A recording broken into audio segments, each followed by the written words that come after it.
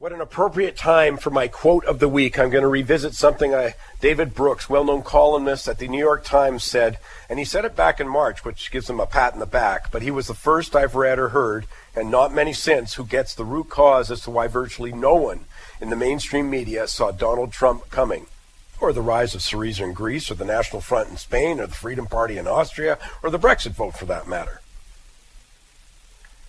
Mr.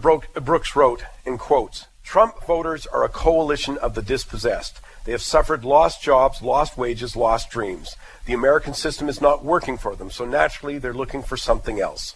Moreover, many in the media, especially me, did not understand how they would express their alienation.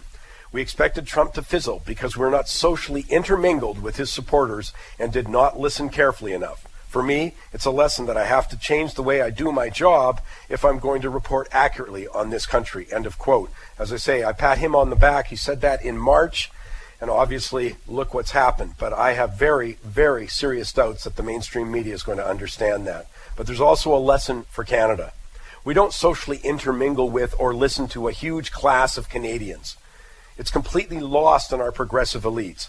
I've noted this before, but if you hear all the talk from the environmental elites, they never mention the job losses that would incur if they had their wish and we ended resource extraction, because those people do not exist for them. You saw it in the aftermath of the Fort McMurray fire, when the immediate response of only some people in the environmental movement was, this is what you get for global warming.